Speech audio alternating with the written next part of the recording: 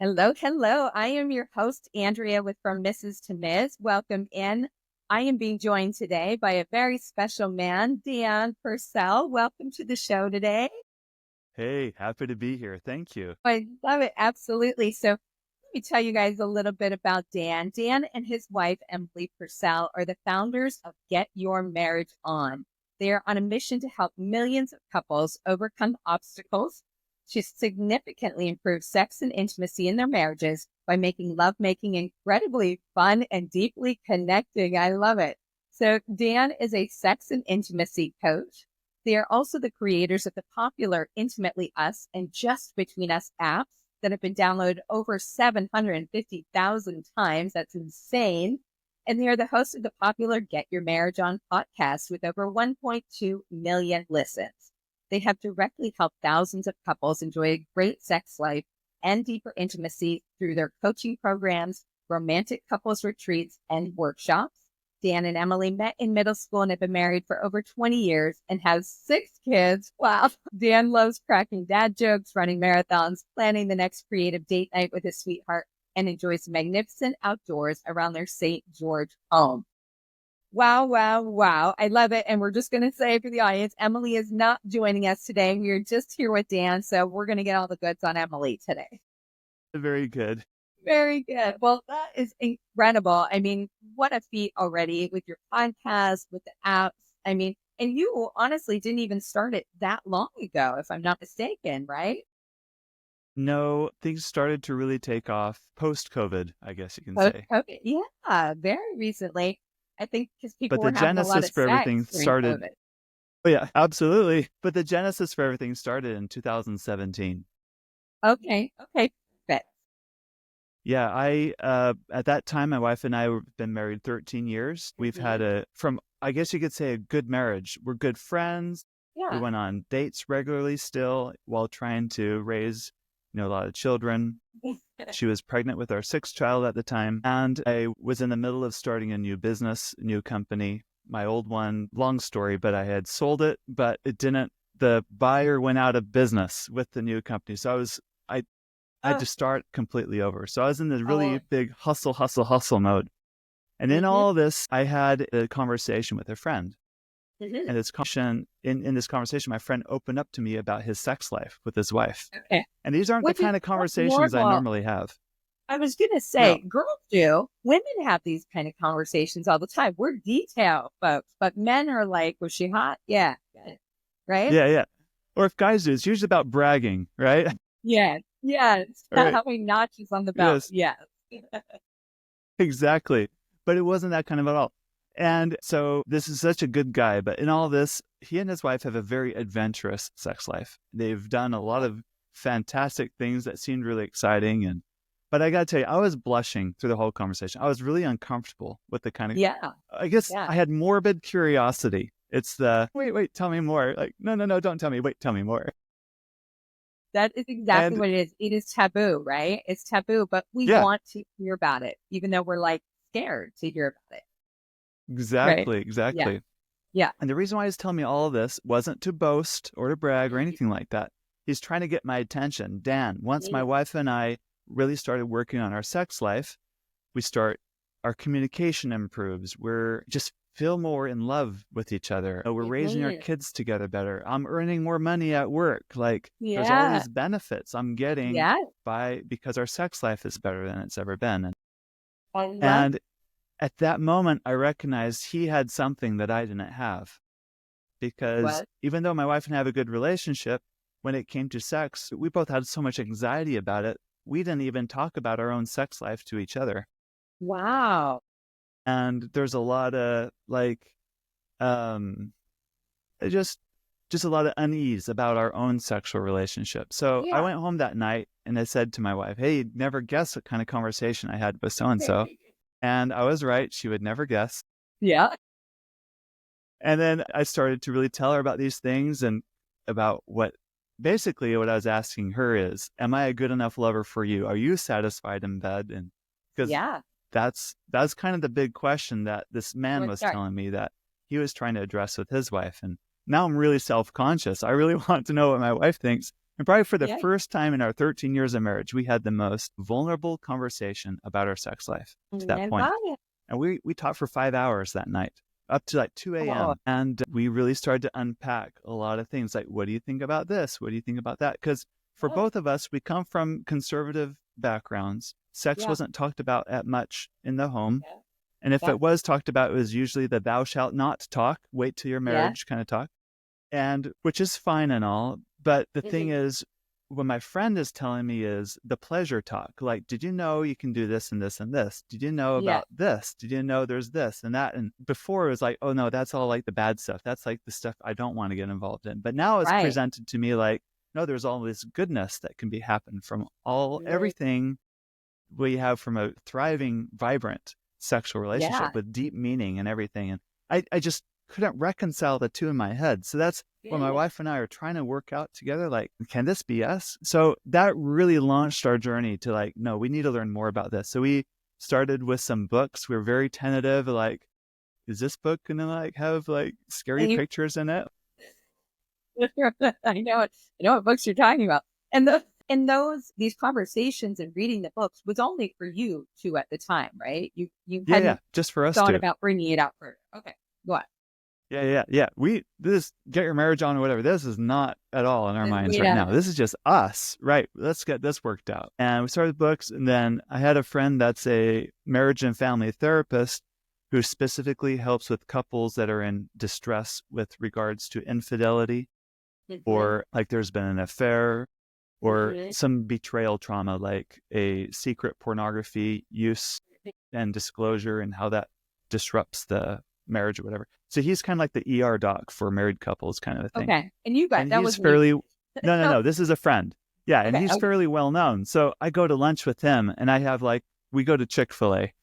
So I've got my little notes like, Shout if out to anyone knows answers to these questions, this guy does. Like, he's seen it all, you. right? So I'm asking Yeah, him all my questions. Like, all right, here we go. Just if there's another famany or whatever listening, eavesdropping on conversation. couldn't be a more wholesome place to have that conversation. Exactly. I'm asking all of my questions. I mean, all of On them. a strip club buffet or Right. nothing, right? Chick-fil-A one. Exactly.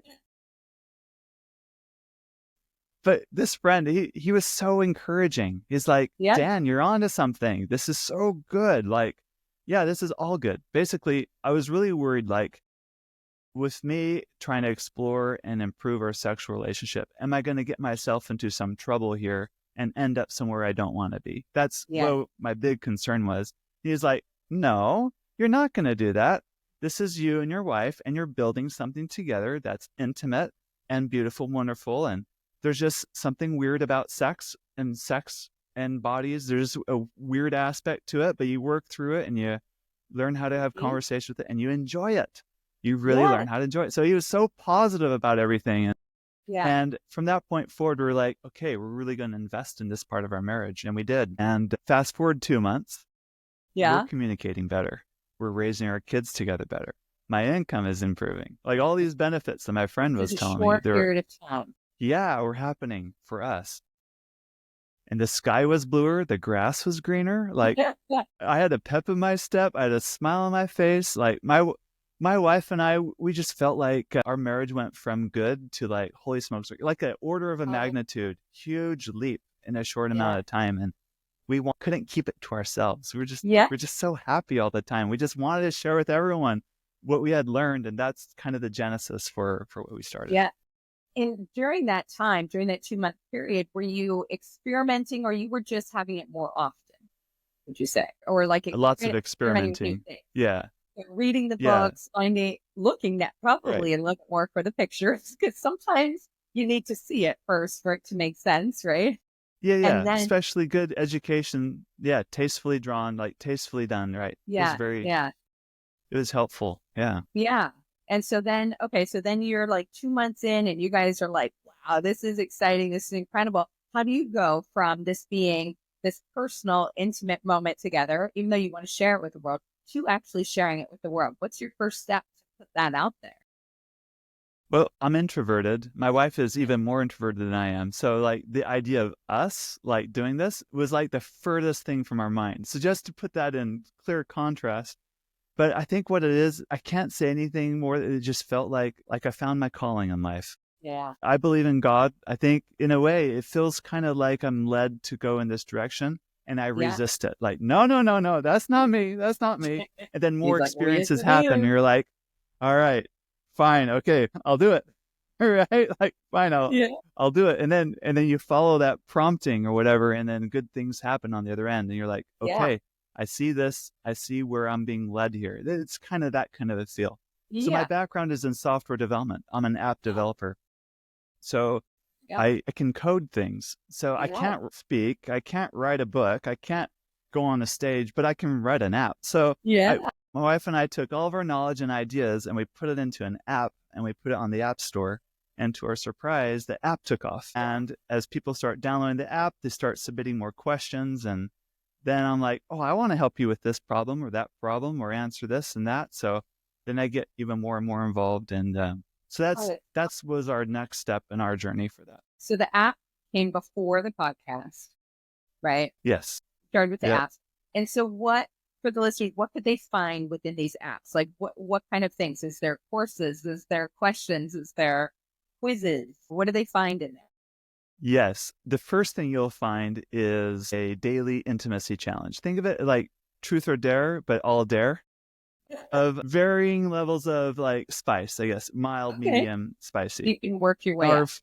Yes, the premise of that is if you want to build a more intimate marriage, it's done by little acts done consistently over time rather than big, grandiose events done sporadically. So, what's the little thing you can do today to show appreciation? What's the little thing you can do to flirt today? What's the little thing you can do? So, we have like hundreds and hundreds of suggestions, and Yeah. you get these prompts. And as you complete them, you build kind of like Duolingo, you try to build your streak without missing Yeah. a day. And it's kind of gamified in that way.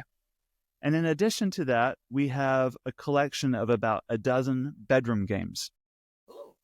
Fun. And I love bedroom games because when my wife and I were first getting more comfortable with sex, if we could make it a game, then it's something about playing it in a game format just takes the stakes way down and you're more relaxed and you can actually have fun in sex. So like one of our games is it's designed for heterosexual couples. He takes a turn, she takes a turn.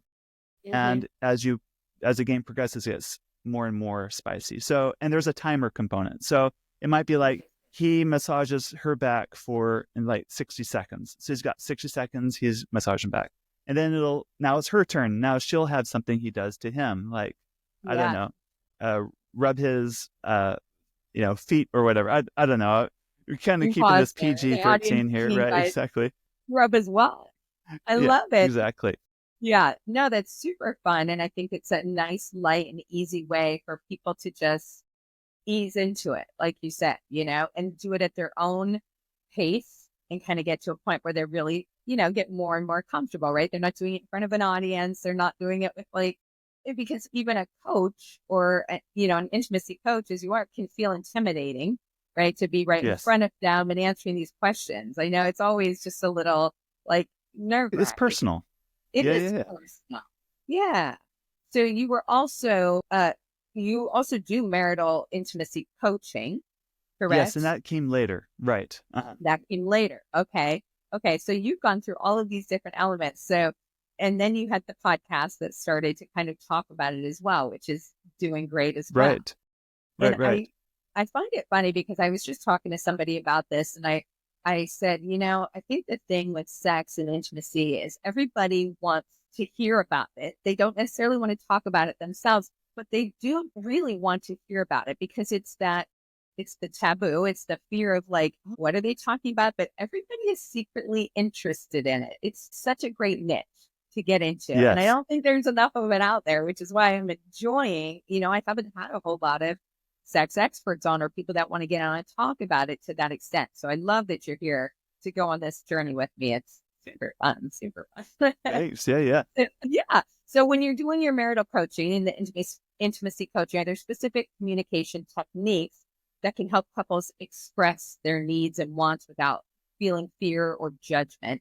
And so what kind of techniques would you use? Just give us an Very example. good. Yeah.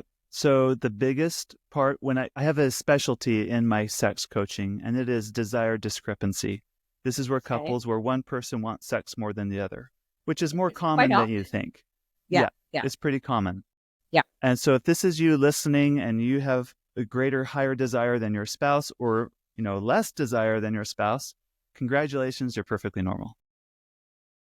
And is it usually men? I would assume men were the Yeah. higher than women. Is that the way that goes? I'd say if you take a large sampling of our population, then generally men do. And it's because of testosterone.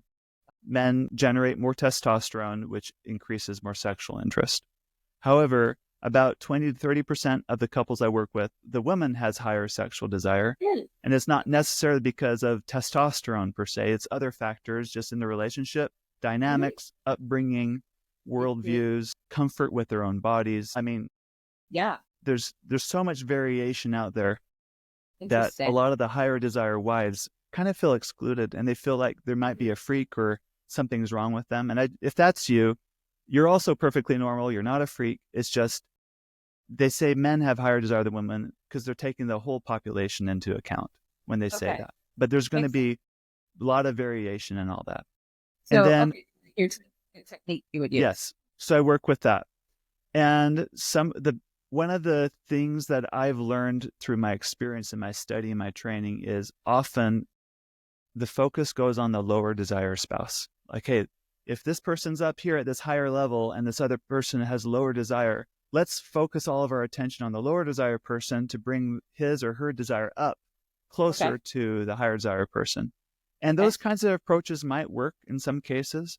But what we often forget is marriages are a system. They're relationships. It's a systems approach, meaning what happens to one person affects the other person. There Yeah. is a kind of like a Ferris wheel, I think about it. Like Okay. when one person moves, the whole system moves together. Yeah. Yeah. And so you have to treat the whole system. And oftentimes, what I've found in my experience is the person is low desire for a very good, valid reason, meaning Hmm. it's actually good judgment that she is lower desire in this relationship because of the things the higher desire is doing. And they've Hmm. co-constructed a marriage where she would be low desire, and he would be high desire, Okay. often fueled by anxiety, for example. He's anxious that he's not going to get enough sex. So he keeps pursuing. Am I going to get it? Is not this tonight? And she's in reaction to that same anxiety in the system. So that anxiety pushes down her desire. So she desires it Oh, less and less, or finds excuses not to, or whatever. And this is all going on just over years. The patterns are so like natural that it's like swimming in water, like as a fish, you don't even see it. So yeah. my job as a coach is to really help them like see really clearly and accurately the Hmm. process and the systems that are going Hmm. on in their marriage that they've become blind to or invisible to. So Interesting. it's not I so would much assume it about a feels like a technique. nagging. Yeah. Because they're nagging at Yeah. you, right? That's how I would think of it. Like, Yeah, yeah, you get it, you'll get it. And it's more somebody nags, the more you want to go the other way. Right? absolutely. Yeah. Partially because as humans, we hate being controlled. If you know Yep. someone's trying to control you or manipulate you, you want to do Mhm. the exact opposite of what they're doing. And that's a Yeah. very normal reaction. We hate being controlled. And Right. so when you're the higher desire spouse and you want more sex out of your spouse or whatever, out of your partner, you Hmm. tend to start doing controlling things to hopefully get it, right? And it Yes. might and there's overt ways of doing it, and there's covert or like aggressive and passive ways of doing it. Like I work with a lot of really quote unquote nice guys where they do very passive things like they'll unload the dishwasher, help kids with homework, put them to bed, draw the Hmm. bath for her. But beneath all of those things, there's this underlying unspoken message that as I do these things, it'll put you in the mood so you'll have sex with me. So even though those are kind things on the outside, Yeah. the A little message that's manipulative. actually going on is this is a manipulation to get me in bed with you. So, Hmm. and then he's like, well, the marriage books say I need help with the chores and I need help. And none of these things work.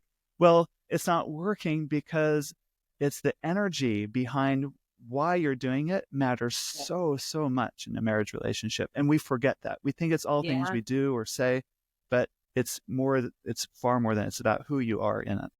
Yeah. That's very interesting. You said I can relate to that in my past with partners when they come and say, "How about I'd love to give you a massage tonight," and then and you're always falling for it. And then after a while, I'm like, "Okay, I know what this means." They start out very briefly with the massage, and then the hands start Right. going. And next thing you know, you're having sex. And I think it's a lot of like what you said. It's that manipulation of doing things in hopes that that's Mhm. how it's going to end, right? Yeah. Yes. Uh-huh. And then you Yeah. get attuned to it as, in your situation, you can smell it a mile away. You know it's Yeah. coming. Yeah. And that's the thing about human brains is we can map what's going on in someone else's mind more clearly than we can map what's going on in our own mind. That's just the way our Wild. brains are. And it's a survival technique, right? If you're going to Mm. survive, you want to know what's going on and around you. So our brains Mhm. are highly tuned to what other people think about us. That's why we're Mhm. so susceptible, vulnerable to those negative comments on Instagram or what other people think about us. Our brains are just highly tuned to what do others think about? We're constantly scanning the environment for that. Well, that's Yeah. also in a marriage. Why is my spouse doing this? Why is my spouse being nice to me, for example? Mm. Or what's going on here? And then that all feeds into this system that your marriage operates in. So I help couples really dissect their systems and understand it's not words you say. It's not like leaving the chocolate on the pillow or filling the bathtub for them. That's not what it is. It's the energy behind why it's done. You have to really check yourself on all that. Is it because I want Interesting. sex out of you? Or is it because I Yeah. want to invest in you because I care about you? There's a big Yeah. difference. Yeah. Absolutely. So, how can they balance like the demands of everyday life? I mean, everybody's busy, especially in this day and age, right? So much work, parenting. And so, how can they kind of keep that intimacy going in their lives when they are so busy? Is it about slotting out little times? What do Yeah, you think about? yeah. I think let's just get really practical. I have 6 kids. We have a very busy Yeah, I'm household. asking the right person. Yeah, yeah, exactly. So let's be real and just be realistic with your spouse. Like there are times you just can't get everything you want done, Yes. and you Yep. have to choose. What are you going to Yeah. pick? So Yeah. that's just reality. We have Yeah. choices to make, and some choices are the thing about sex in a marriage or in a relationship is it's easy to put on the back burner because Yeah. it's a little thing. Little things are easy to always put off. Like urgent things always get our attention, urgent Mhm. front center, high priority things, but it's the less urgent yet important things that often get backburnered. So Mm. it's a couple that can really decide together, no, even though this isn't urgent that we have sex, like doesn't feel so pressing or urgent right now, we're going to prioritize this because we know it's important. And the kind of sex we're going to have is going to be very nourishing. It's going to be replenishing. We're going to feel better off afterwards. So I might Mhm. lose an hour of sleep doing it, but I get so much more out of it than the hour of Yeah. sleep I would have gotten. Like if you're having that kind of sex, then it's Yeah. easier to prioritize, right? Yeah.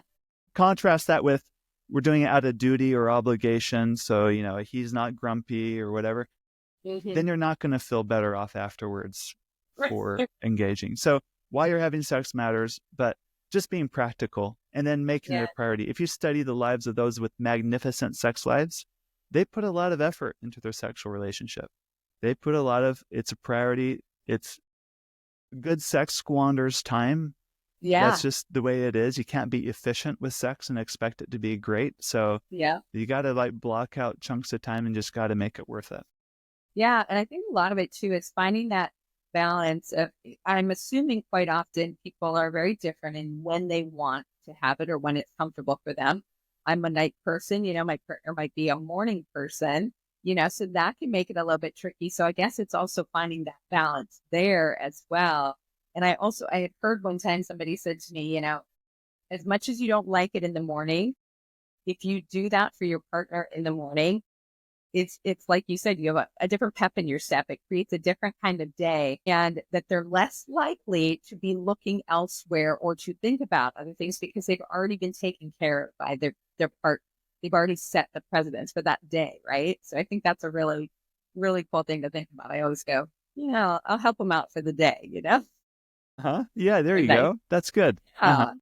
Yeah. Yeah. So, what do you think about vulnerability and how that plays in restoring emotional and physical intimacy? I'm assuming a huge part of intimacy is vulnerability. Yeah. If you look at the word intimacy, one way to look at is it's into me see. Mm, You're looking like it. into me. I'm letting you get a peek into uh, the private part of my heart, like the inner side. And it cuts both ways. It's a willingness to look into the other person. It's I want to Yeah. be known and I want to know. It's that level. And so when we talk about vulnerability, as in like Brene Brown vulnerability, it's about opening up our heart to really let another person in, and Yeah. also being willing to invest and to know another person. And that takes a lot of courage. It's not for the faint of heart, Yeah. because especially as we're talking about sexual vulnerability, sexual intimacy, you're undressed, which Yes. has its own inherent vulnerabilities, right? And but the very best sexual, like, well, let's not talk about sex quite yet. We'll talk about emotional vulnerability first. Mhm. There's a practice I give a lot of my couples that I call the daily check-in.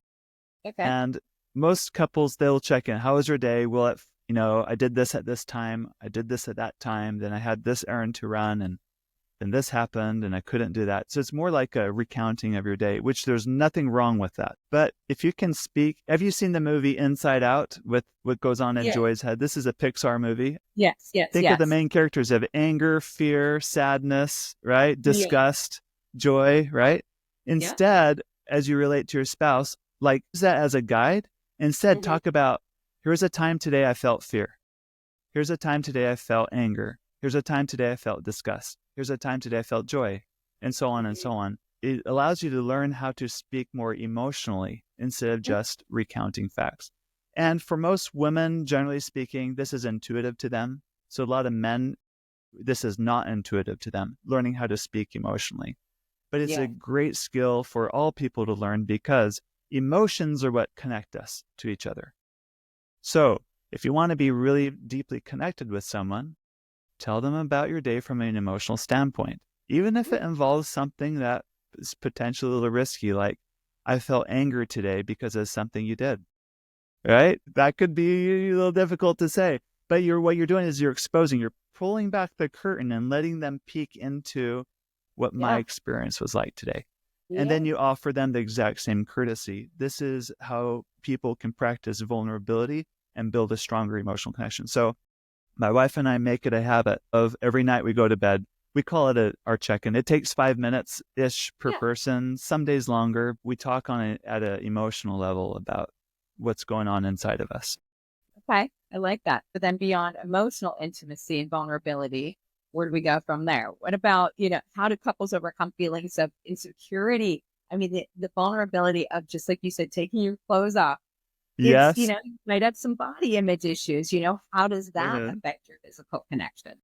Sure. It's okay to have body image issues because, well, no, let me say it this way. It's very common to have body image issues. A Mm. lot of people have most people have body image issues. We look in the Yeah. mirror and gravity has its effect on us. You can't Mhm. argue with that, right? We age, things happen. Um, um, but we forget that really good sex is far more about what our bodies do.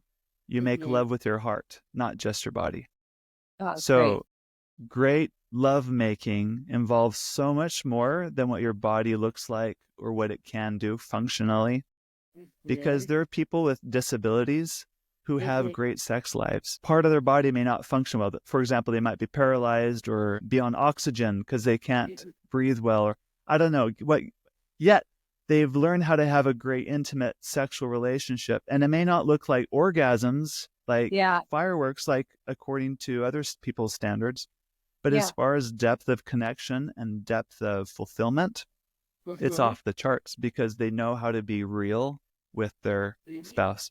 In fact, for some people, they say it's not until you've been together 20, 30, 40 years until when sex takes on a whole nother level of dimension, because you can't rely on your body all the time anymore Yeah. to That's true. produce Yeah. things, and it requires more self for it to be great. So it's calling for more of heart in the lovemaking. And that's when things start to really turn and to become really magnificent. So if you put that kind of in the backdrop, that might help.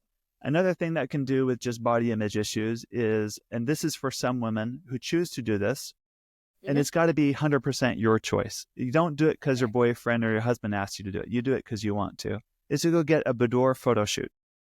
Well, yeah, I've done that. Have you done that? Great. Yeah. And there's some, I don't know if you've ever shared your experience with that, but for most women I talk to, there's something special and empowering when they see their own photographs afterwards, like, holy cow, I'm hot. I look that good. And a lot of husbands are like, I've been telling you all along. Come on. Like, they can tell her she's blue in the face how good looking she is. I don't care about if you've gained an extra 10 pounds or whatever, right? That's like, you are gorgeous. And then she gets the photo shoot back and she's like, he's right. I'm pretty good looking. So that can also help with body image issues. But part of it is learning how to love yourself. A lot of times we're so critical. Like, we say things about ourselves to ourselves that we'd never say to a friend or even a worst enemy, for that matter. We would never say to someone in their face, like, you're ugly.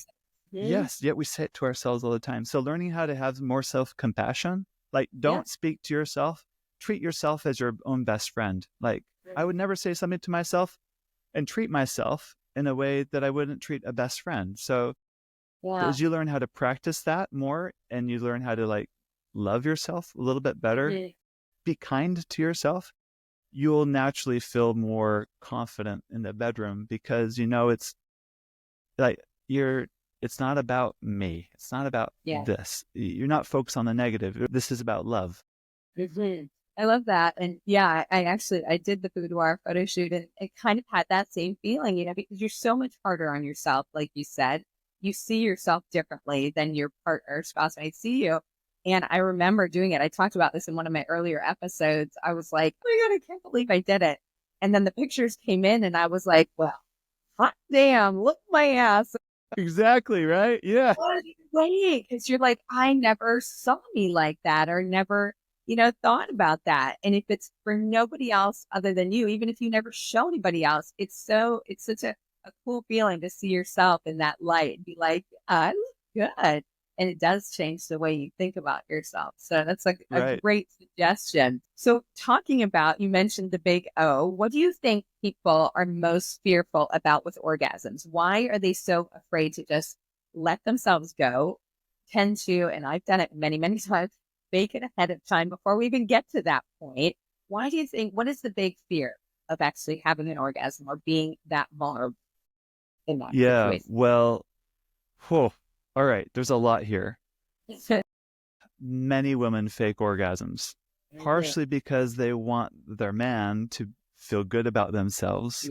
And I'm speaking as a man. There's nothing that, like, fills my ego more than, like, thinking I gave my wife an orgasm. Right, exactly. It is so good. But I also got to tell you, as a man, one of my biggest fears in sex is that my wife isn't into it. This is going on in the back of every man's mind. Like, is she into it? Is she into me? Is she enjoying this? Because men don't want to be seen as a predator. They don't want to be seen as a taker in sex. So their biggest fear in sex, this is where men hide, is they don't want to be seen as that predator. So if she's into it, then he can relax a little bit and enjoy it. A lot of porn is around women who are very into it. They never say no. They say yes, yes, yes. They never have a headache, right? Right? It's a complete fantasy and it's not real life. But that's the idea. That's why it's so fake, is because that's not reality. So let's say it's a new couple, new sexual relationship, and he may not show it because he's really good at masking it. But there is this underlying fear of, is she going to be into it? So she can pick up on that. You remember how he said we can map other people's brains better than our own, right? So to put his fears at ease, an easy way to do is fake an orgasm. Yeah. And it's like, good. Now he can relax a little bit, right? But the problem is how, like, I coach a couple where they've been married for years And he found out that she's never actually had an orgasm. All the times they thought they had an orgasm, she's just been faking it all along. And how devastating he feels. Devastated he feels, right? So part of it is, I think if you want a really good relationship with a partner, you need to learn how to be honest. And honesty isn't for the faint of heart either. Yeah. So going on faking is kind of setting up a deception because you care more about managing another person's feelings than being really vulnerable and honest yourself. So that's one aspect that we need to look into. Like, I think the more mature you become, the less willing you're going to be to fake an orgasm, because you know that if you really want a mature relationship with this person, it's got to be based on something a little more real, something a little more honest, and not just based on propping up each other's egos and feelings to make them feel good. Now, So how do you, no, I was just going to ask regarding that couple you mentioned. Where do you even, what do you suggest they do? Do they start over with a blank slate and just like, guys, start over. Now you know where things are at. Let's start over with a blank slate. And if you don't have one, that's okay. And maybe he can get you to that point where you do. Is that how you would coach somebody? Yes. So I've coached many women on how to have an orgasm. And there's the pathways different women to women, but the general principles are the same. And it's about, from a physiological standpoint, we all have an arousal threshold and a orgasm threshold. Think about it on a graph. Yeah. And as arousal builds, you'll hit a arousal threshold. At this point, the touch starts to feel good. Your body starts to respond. You'll lubricate. Your genitals are engorged with blood. Things start to feel a little better, and you start getting more in the mood. Like desire starts showing up. Okay, I want a little more of that. Yeah, give me a little more. The more to the left. Yeah, right there. Stop. Stay right there. What are you doing? Slowing down. 7. All right, you get to 7. 7. 7. 7. That's the orgasm threshold. Right, that's the next. Not there yet. That's 2, the next line. 3. Right, exactly. That's the next thing to cross. The best friends clip. Yeah, I love that clip. It's hilarious. So part of it is learning on your own body what feels pleasurable and what feels good. And so for some women, they've never really taken the time to really explore their own body and understand their own body and how it functions well enough. For contrasting it to men, there's studies done on the orgasm gap, where they say in a heterosexual relationship, generally speaking, men have an orgasm 95% of the time, maybe 99% of the time they have sexual intercourse, right? It's very, very high compared to 60% of women, which this is all self-reported statistics. So there's not like they had like measurements attached to people or cameras in bedrooms, thank goodness. There's this, so it's, there's going to be a lot of variation and all that.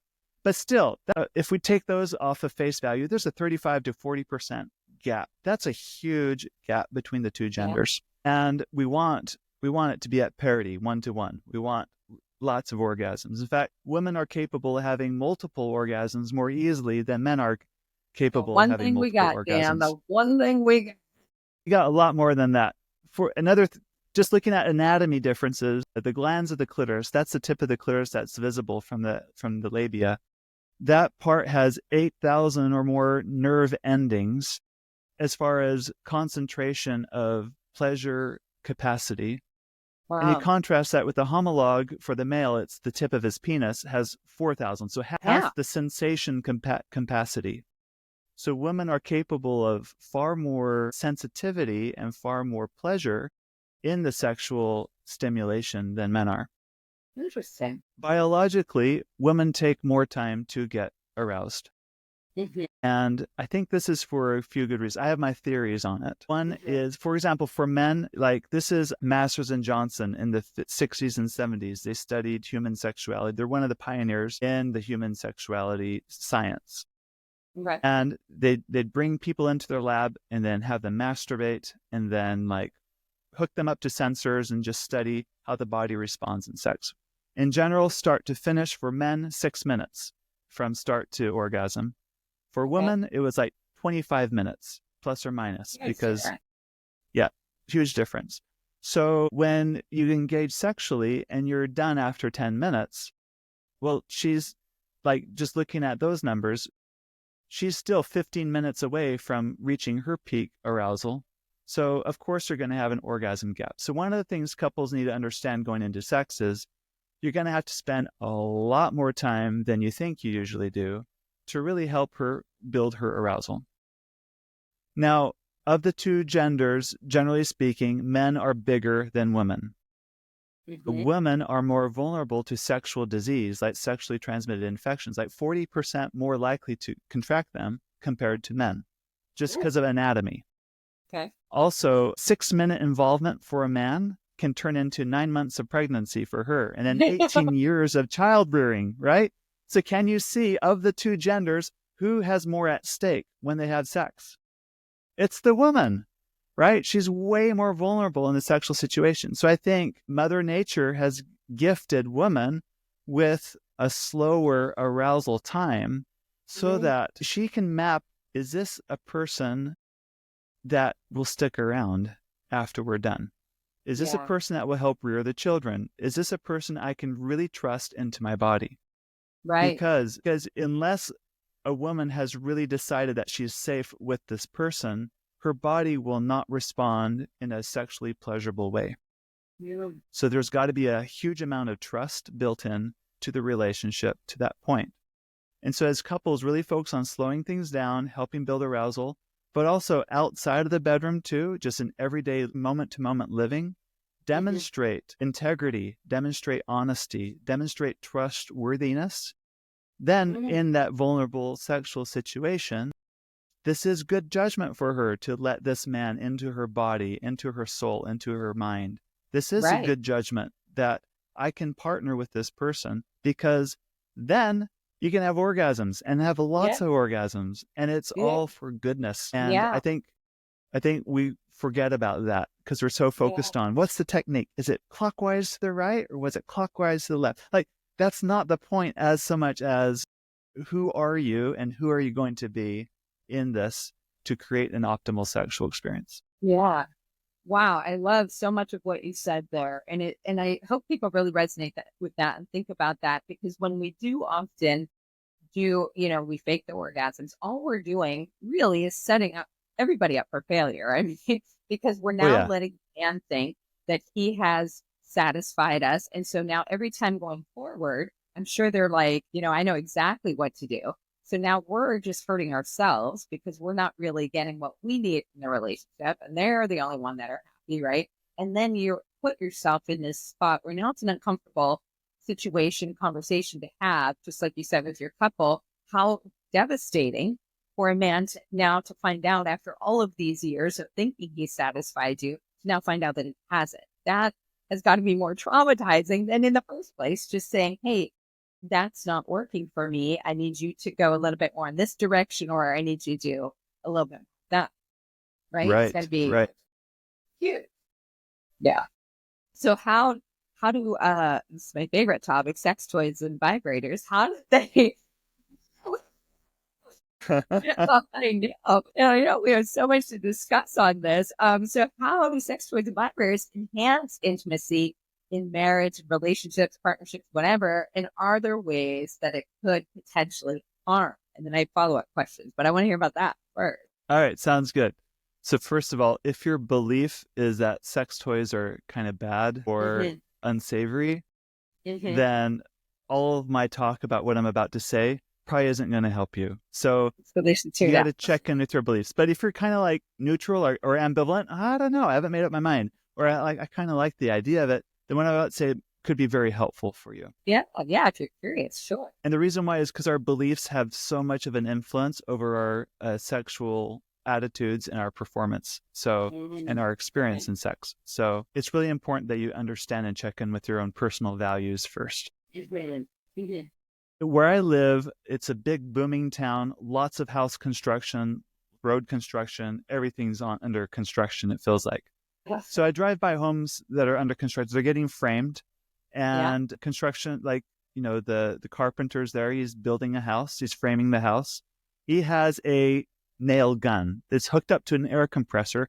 Bam, bam, bam, bam. He can hit, 6 nails in it really fast, right? And then there's the saw, right? He's got the power saw hooked up so he can cut the wood just the right dimensions. This is how you build homes.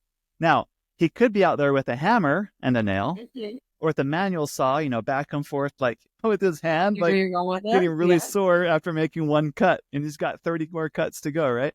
Like, you can build a house that way too if you want, but we use power tools because they help us get to our goals faster, more efficiently, and sometimes higher quality, right? You get a higher quality build because you have tools to help you get there. I view sex toys in the exact same light, potentially, because there's something about our bodies and certain types of touch in certain parts of ways resonate really well. For example, the woman's clitoris responds very well to certain types of vibration. It's the way it gets stimulated. Just kind of like, I don't know, like a deep rub on your shoulder feels so much better than a light tickle, right? A tickle there doesn't do anything, but a deep rub does. Certain parts of our body respond to certain types of touch differently, is my point. And the clitoris responds to vibration. So a lot of sex toys that focus on clitoral stimulation, women tend to respond very well to that because the body is highly tuned to receive that kind of touch. That's very difficult to replicate by hand or with another human. So it's a fantastic tool to help aid in pleasure. Interesting. And I think a lot of people, like you said, are fearful of it. Their beliefs of it is I'm maybe some extent like, oh, I'm cheating on my spouse by using certain products or toys, and I can't agree with you more. Like you said, it's a different feeling. I always try to say that it's different. It's a different experience. It's, it's something you're usually doing personally, you might share it with somebody, but it is so different because of the actual feeling that you get in the end from it. So it makes it different. I very much enjoy it more than the actual act of the intercourse, but it's only because it is a different feeling. And like you said, you can get to it that much quicker and back on with my day. I can do it by myself in the middle of the day if I want, and it makes it, super easy. Yeah. So is there, what would you say are like the issues or the problems that come along with it? Now, I've heard overstimulation, if you can be desensitized because you're using these products so much, can it cause issues within your relationship in that way? Do you think that? Yeah, I've got 2 or 3 thoughts on this. First is I look at it like money. Someone would ask me, Dan, is money good or bad? I would answer, it depends on how you spend it, right? Yeah, that's right. Money could be used in bad, evil ways and can also be used in good, productive, constructive ways. I think a sex toy is neutral.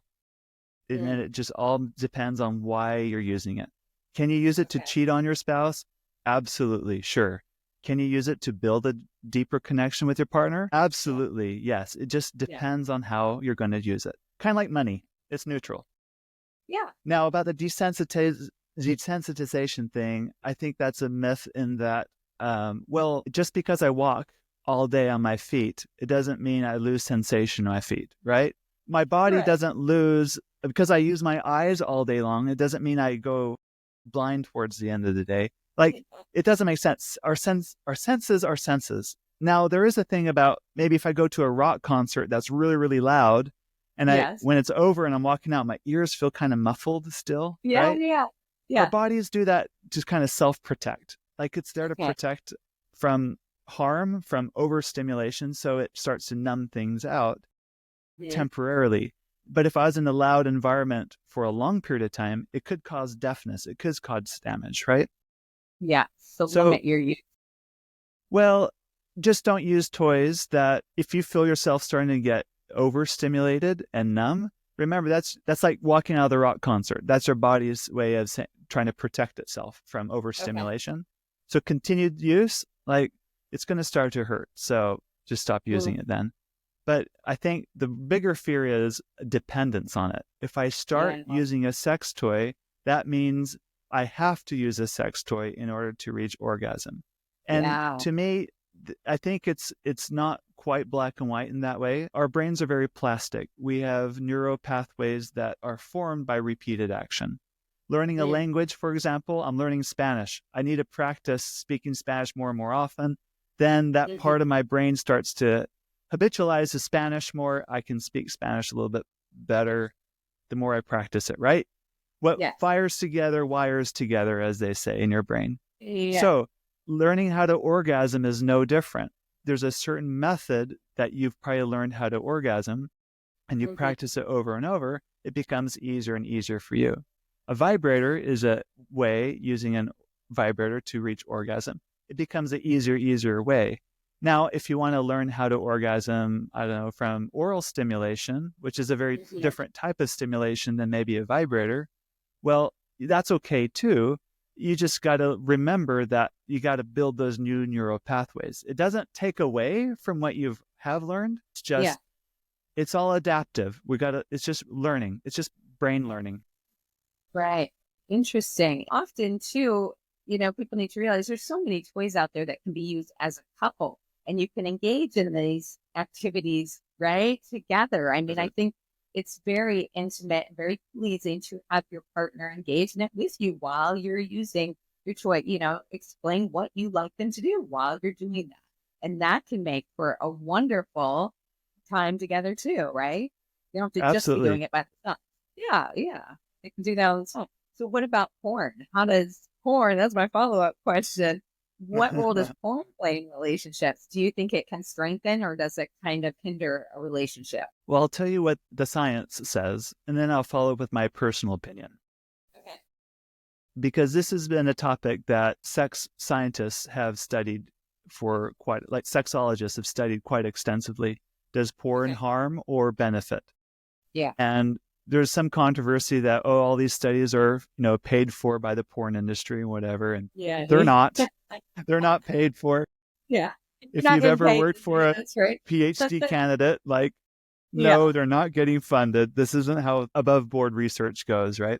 Okay. So they bring couples into the lab, and which is like, the office at the university, usually recruiting fellow university students because they're willing test subjects, and they have them fill out a questionnaire, and they have a control group and then a test group.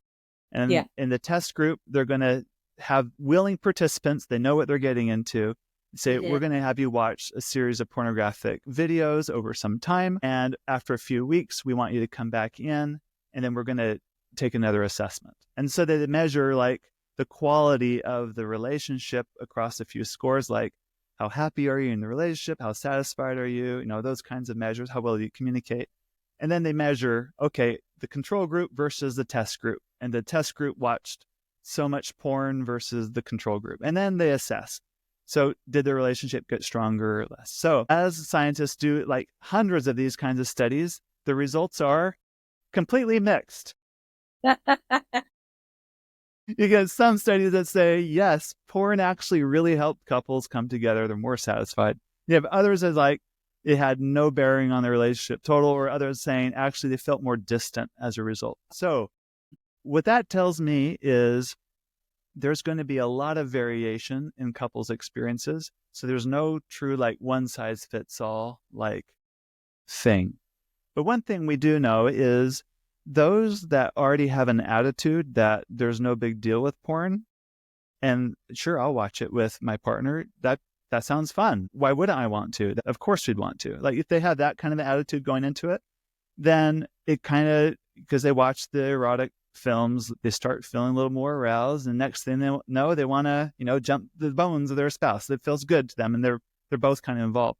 Well, that's going to be a very different experience compared to the people that they're really unsure about. They're really uncomfortable about what's on the screen.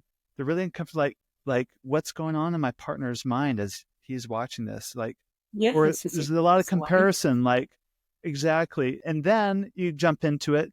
Your body might feel some arousal because there's something just arousing about seeing that. You're physiologically aroused, yet in your mind, you're not aroused. And there's going to be a difference. It's not always concordant that way. So then you're in a sexual scenario, and over time you're like, I don't know if this is really good for our relationship. Does he really want me, or is he doing it because of the porn? So you're going to have a very mixed experience. So if you're in the very first camp, then I think the science says it'll help you. Now for my personal opinion, if you're okay with that. I don't believe pornography is good for most relationships. I don't choose it. I don't think it's helpful. From Mrs. to Miss Podcast.